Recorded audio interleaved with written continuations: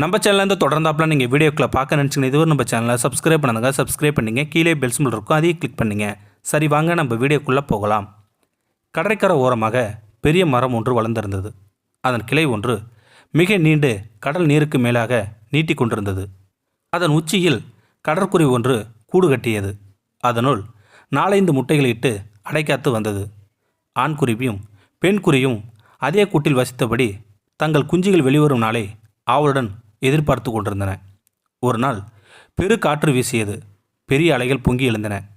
கிளையில் இருந்த கூடு நழுவி காற்றின் வேகத்தில் கடலில் விழுந்து மூழ்கியது. குருவிகள் மனம் பதறி கதறின.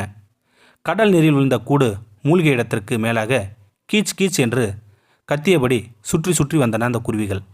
பெண் குருவி மனமுடைந்து சொல்லியது, எப்படியாவது முட்டைகளை மீண்டும் நான் காண வேண்டும், இல்லையேல் நான் உயிர் வாழ மாட்டேன் என்றது அந்த பெண் குருவி. ஆண் குருவி சொன்னது, அவசரப்படாதே, ஒரு வழி இருக்கிறது. நமது கூடு கரையின் ஓரமாக தான் விழுந்து உள்ளது. கூட்டின் சேர்ந்து முட்டைகளும் விழுந்ததால் நிச்சயம் உடைந்திருக்காது. அதனால் இந்த கடலுள்ள தண்ணீரை வற்ற வைத்து விட்டால் போதும், முட்டைகள் நாம் மீட்டு விடலாம் என்று பெண் குருவிக்கு தன்னம்பிக்கை ஊட்டியது ஆண் குருவி. கடலை எப்படி வற்ற வைப்பது என்று கேட்டது பெண் குருவி. முட்டைகள் பொரிந்து குஞ்சுகள் வெளிவர இன்னும் பல நாட்கள் ஆகலாம். எனவே நாம் இடைவிடாமல் சில நாட்கள் முயல வேண்டும். நாம் வாயில் கொள்ளும் தண்ணீரை எடுத்துக்கொண்டு பறந்து சென்று தொலைவில் கொட்டுவோம். மறுபடியும் திரும்பி வந்து மீண்டும் நிரப்பிக்கொண்டு போய் தொலைவில் உமிழ்வோம். இப்படியே இடைவிடாமல் செய்து கடல் நீரை வேறு இடத்தில் ஊற்றினால் கடல் நீர் மட்டம் குறைந்து தரை தெரியும். நமது முட்டைகளை வெளிப்படும். இதையடுத்து 2 குருவிகளும் தன்னம்பிக்கையுடன் ஊக்கத்துடனும் செயலில் இறங்கின. இதையடுத்து 2 குருவிகளும் தன்னம்பிக்கையுடன் ஊக்கத்துடனும் செயலில் இறங்கின. விரண்டு பறந்து போய் தங்கள் சிறிய அளவில் 2 விலங்கு நீரை நிரப்பிக் கொண்டன. பறந்து சென்று தொலைவில் போய் உமிழ்ந்தன. மீண்டும் பறந்து வந்து 2 வாய் தண்ணீரை அள்ளின. கொண்டு போய் தொலைவில் கக்கின. இப்படியே இரவு பகல் நாள் முழுவதும் இடைவிடாமல் நடந்து கொண்டிருந்தது. இவற்றை நீர் அகற்றம் படலாம். அப்போது அந்த கடற்கரை ஓரமாக முனிவர் ஒருவர் நடந்து வந்து கொண்டிருந்தார். மகா சக்திகள் நிறைந்த மகான் அவர். ஆள் இல்லாத அந்த பகுதியில் கீச் கீச் என்ற சத்தம் கேட்கவும் அவர் திரும்பி பார்த்தார். 2 குருவிகள் பறந்து போவது கண்டு சிரித்தபடி மேலே நடந்தார் அந்த மகான். மீண்டும் கீச் கீச் என்ற சத்தம். குருவிகள் கடலுக்கு மேல் பறந்தன. எதையோ அள்ளின. மீண்டும் பறந்தன. இப்படியே பலமுறை நடைபெறவும் முனிவருக்கு வியப்பு. கடலில் இருக்கும் எதையோ கொத்துகின்றன. அங்கு இறை எதுவும் இல்லையே என்று நினைத்தார் அந்த முனிவர்.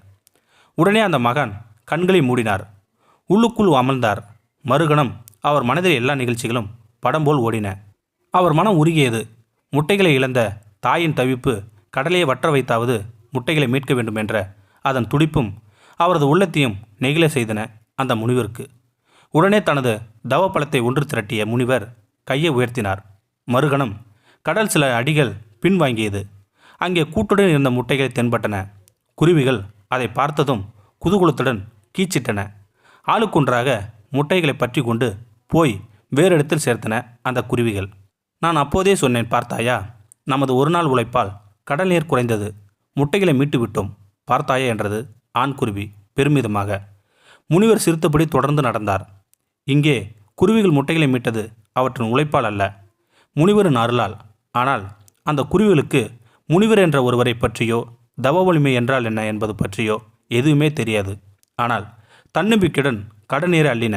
அதே சமயம் குருவிகள் மட்டுமே கடல் நீரை முண்டு சென்று ஊட்டி கொண்டிருக்காவிட்டால் முனிவர் தம் வழியே போயிருப்பார்.